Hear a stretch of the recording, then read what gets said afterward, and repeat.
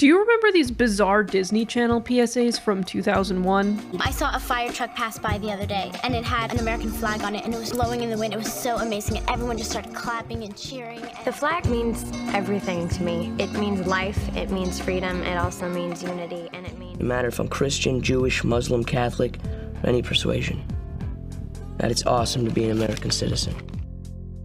The actors in these clips are making sweeping statements that seem to vaguely gesture against xenophobia and racism, but it's all wrapped up a little too neatly in this package of patriotic national unity. They're Americans too, and we shouldn't treat them any differently. That's what makes our culture so great, is that we're mixed up. We're not the That same. is, we should accept people of different religions and ethnicities not simply because all human beings deserve to be treated with dignity and respect, but instead only to the extent that we can incorporate these people into America's national project. A few months after these clips came into regular rotation, Disney Channel released Cadet Kelly to 7.8 million viewers, making it the channel's best premiere up to that point, beating out Halloween Town 2 by over 1 million viewers. And to put it mildly, Cadet Kelly is an incredibly gay movie. Everything clear, maggot? Cadet Kelly is about a girl named Kelly, played by Hilary Duff, who we meet as a student at this weird artsy alternative school in New York City. Her parents are divorced and both working, and her mom is dating this ex-military guy, Joe. Kelly has the appearance of being creative and free, but from her actions we see that she is actually unfocused, and she lacks the discipline to effectively express herself. After Joe gets a job as the principal of a military school, Kelly is forced to transfer there, where she has a hard time fitting in and acts out until she joins the school's competitive drill team. From the plot alone, we can already read some queer subtext here.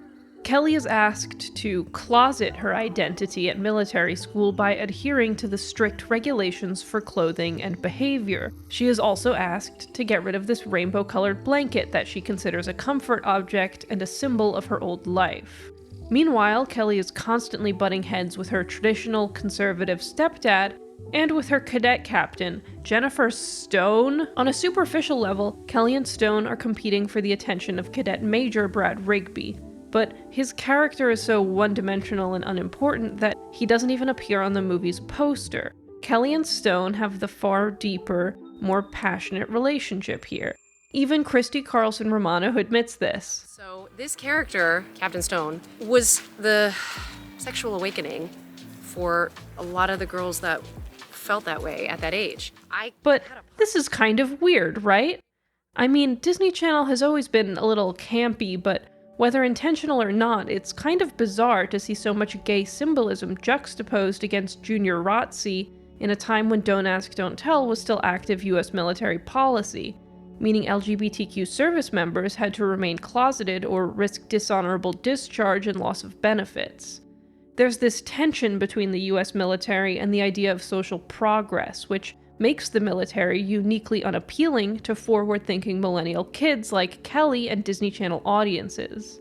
At multiple points in the first half of the film, Kelly herself verbally protests against the military for being a suffocating and inherently violent institution. It would be dishonest of me not to tell you right now that I am a conscientious objector.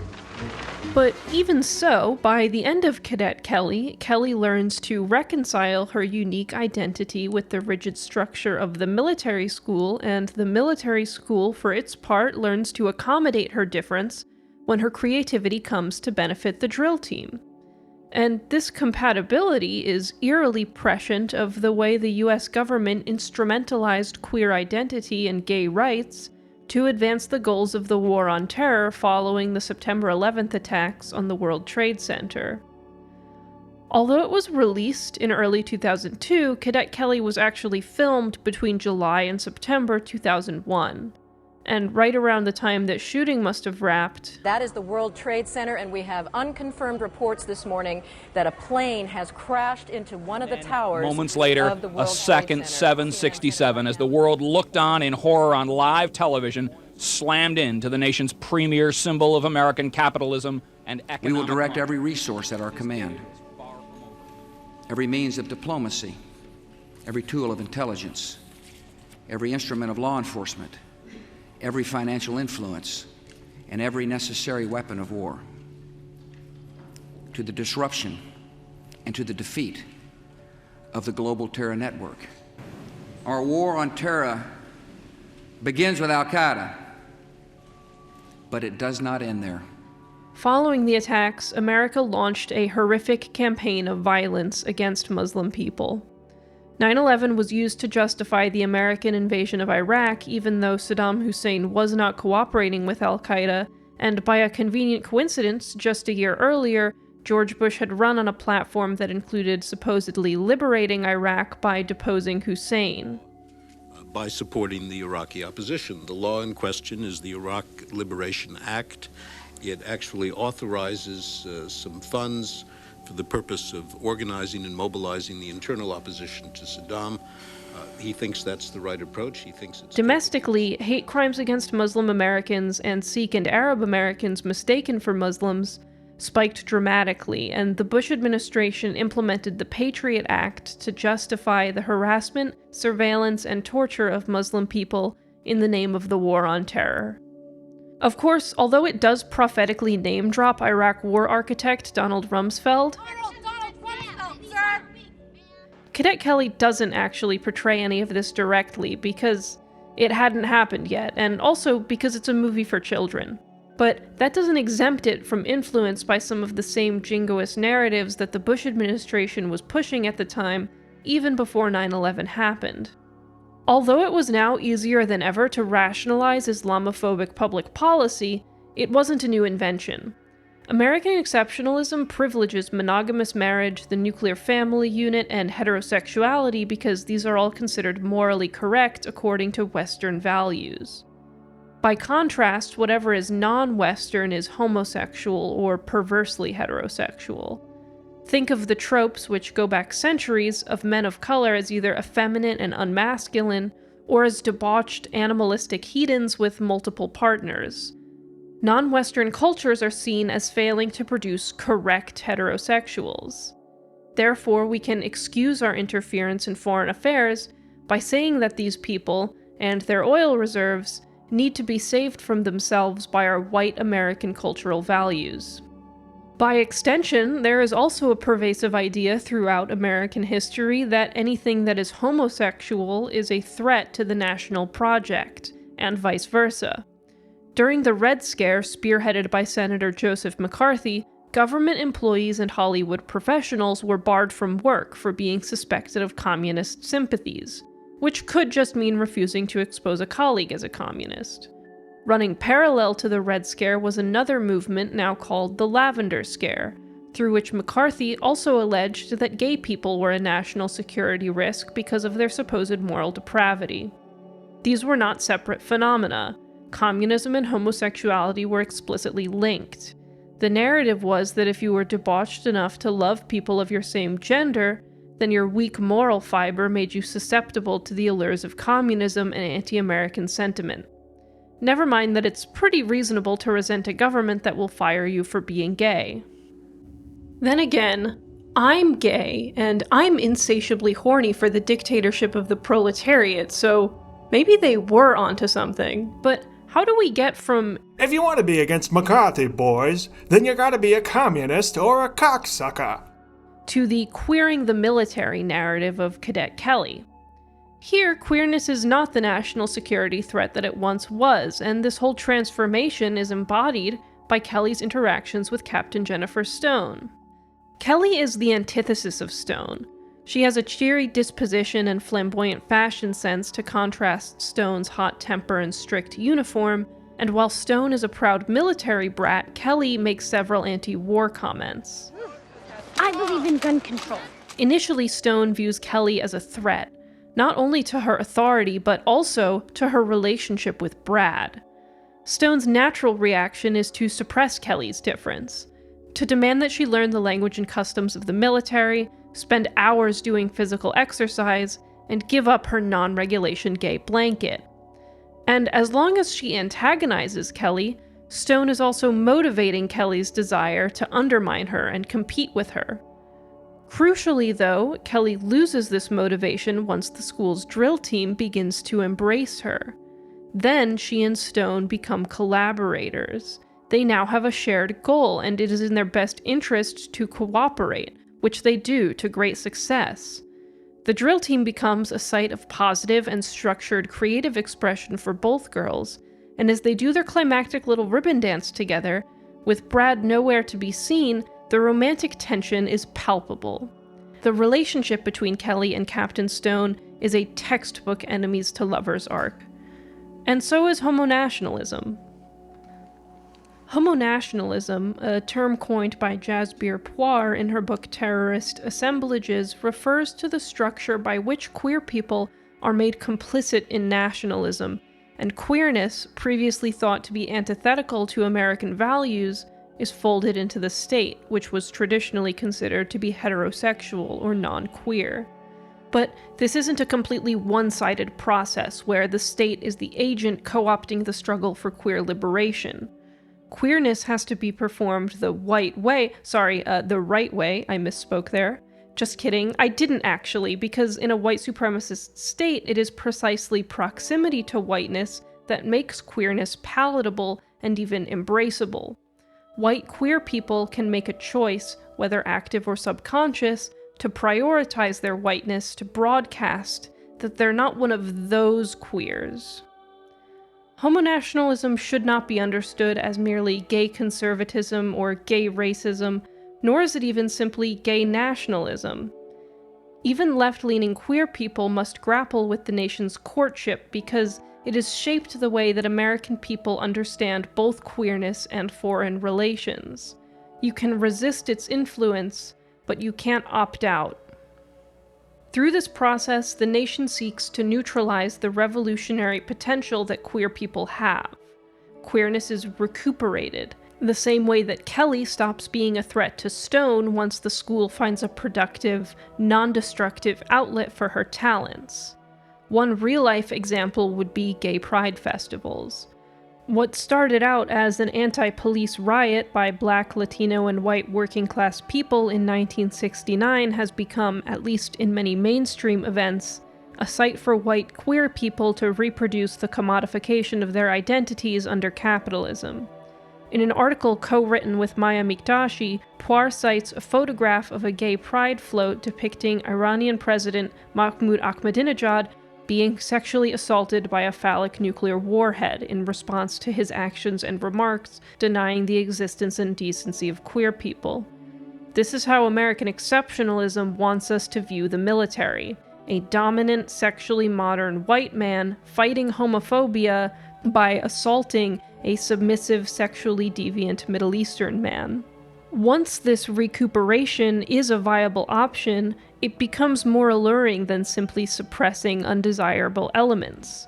Historically, the feminist movement has undergone a similar transformation, not only by incorporating women into the military, but also by mobilizing sympathy for women to justify human rights abuses on their behalf. The history of women in the US military is complicated, but even before women were able to serve in all the same capacities as men, narratives emerged framing the military as their potential savior. It's the army of the 80s. You'd love it. All the ladies do. All 89,000 of them. In 1980, one of Cadet Kelly's producers worked on a Goldie Hawn movie that serves as a sort of prototype for Cadet Kelly. In Private Benjamin, a progressive, wealthy Jewish woman is predatorily recruited into the military after, My husband had a heart attack and died on our wedding night. Oh, Jesus, Benjamin. I don't get it. What do you do after a thing like that? Join the army. So yeah, that's the classic 80s sex comedy angle. But Private Benjamin diverges from Cadet Kelly in a few key ways. For one thing, it's a lot more adult, both in that it's raunchier and in that it references actual ongoing military conflicts. On that Palestinian homeland, now if you'll check your Bible, you'll see that the Arabs had first dibs on the West Bank. And on top of that, Benjamin actually leaves the military over the course of the film. But at their cores, the two films share a common theme. Military service is liberatory for marginalized people. At first, when Benjamin is recruited, she's a bit of a fish out of water, and she wants nothing more than to renege on her enlistment. But when her mother and father come to bail her out, Benjamin realizes that the military is her opportunity to find the independence and freedom that a quiet family life, a traditional woman's role, could never provide. After this, Benjamin commits herself to her training. She finds that violence can give her an effective outlet to resolve her interpersonal conflicts. This part is actually also pretty gay. And with her squad, she even does a prank on her captain using some colored dye. Interestingly, though, this story doesn't end after the protagonist becomes a good soldier the way that Cadet Kelly does. While on a brief leave with her squad, Benjamin is seduced by the Frenchman Henri, but not before being propositioned to exchange sex for money by a caricature of a sexually incompetent Asian man. On Benjamin's return, a superior officer attempts to sexually assault her, but rather than being treated as the systemic problem that rape in the US military really is, this is instead just a minor setback for Benjamin, whose newfound strength allows her to overcome the assault, and even leverage it to be transferred to a different US military program in France. There, we learn that Henri is actually a card-carrying communist man-child obsessed with his ex-girlfriend. Benjamin has to choose between Henri and her military career, and she chooses Henri, but we soon learn that this was the wrong move. Henri is unfaithful, and Benjamin leaves him at the altar to a triumphant military-style march.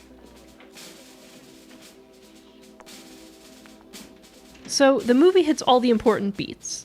The military can free women from the ennui of traditional family life. Women are just as competent at doing imperialist violence as men, if not more so, and communists are sexually dysfunctional. Something interesting here, though, is that for Benjamin, marriage and military service are mutually exclusive. Women can participate in the military, but only to the extent that they sacrifice the traditional image of femininity. Cadet Kelly can't quite resolve this tension either. At the start of the movie, Kelly's divorced parents both work, but to accommodate her stepfather's new job, her mother gives up her career to eventually become a more nurturing trad wife. Military service for women doesn't actually challenge the systems of patriarchy. It just gives women one additional way to fit into it while still enforcing the status quo. This may be somehow liberating for an individual woman serving in the military, but it does nothing to improve the status of women as a class, especially for those women living in countries being invaded by the US military. Now, queer Americans are also being folded into the national project and asked to take up arms against brown people in the name of fighting homophobia.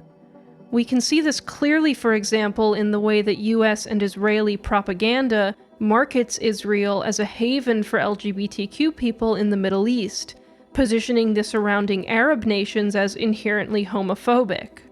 In his foreword to terrorist assemblages, Tavia Nyong'o writes that the war on terror seeks to force a choice between a tolerant West that scapegoats and surveils brown bodies and an intolerant Islamic world with its monolithic oppression of women and queers. Framed through this false dichotomy, suddenly, US support for Israel seems imperative for anyone invested in LGBTQ activism. But this pinkwashing is conveniently glossing over both Israel's own restrictions on LGBTQ rights and the very nature of the settler colonial project as being disruptive to Palestinian freedom in general, and Palestinian queer activism in particular. It is difficult to organize and advocate effectively when you are subject to constant harassment and surveillance, and when movement restrictions physically cut you off from communicating with fellow activists. The US government has taken it upon itself to determine whether other nations treat their women and queer people acceptably. If they do not, then it is within the US government's rights to interfere up to and including carrying out regime change. Or more accurately, the US government will parade the mistreatment of marginalized groups to US citizens so that it can rationalize its military involvement in a foreign country that it would have invaded anyway for economic or political reasons. Cadet Kelly declares that if you are gay, there is a safe, welcoming place for you in the military, that you can be your authentic self and carve out your own freedom. And in some ways, for some individuals, that may be true. But the movie, like most military propaganda, fails to mention that the cost of that so-called freedom is the lives and right to self-determination of innocent people. In fact, the movie makes very few references to the actual function of the US military at all. There is one mention of a Korean War battle, but otherwise the US military and the terror it inflicts globally just becomes set dressing for this journey of queer self-discovery. And I think that's what makes it so weird to go back and watch those PSAs. I don't fault anyone who appears in these clips, except Laura Bush, but I mean most of them are just kids. They were just saying the same things that adults told them. And I don't even think Disney had some hidden agenda where they wanted to intentionally make these feel-good videos that secretly indoctrinate children into the American nationalist project. But they're all still implicitly grounded in this framing of America as the helpless, innocent victim of a senseless terror attack, while also simultaneously being the self-designated arbiter of morality and justice globally. Cadet Kelly seems to resolve homosexuality the same way that Private Benjamin resolves misogyny, the same way that many American movies want to resolve tensions that threaten the supremacy of the state, by zeroing in on a single individual's struggle against injustice in an American institution, and ignoring the way that that institution creates or contributes to that injustice in the first place. It's like those USA Today articles where some kid goes door to door selling candy bars to pay for his dad's cancer treatment. It's only heartwarming if you pretend that the kid's entrepreneurial spirit isn't predicated on the failure of the American healthcare system to provide for its citizens. Or worse, if you pretend that the failure of the American healthcare system is a net positive, because it makes kids into good little capitalists. And while these might make cute stories, it's crucial that we resist the narrative that meaningful change and liberation can ever come from the institutions that are built on our subjugation.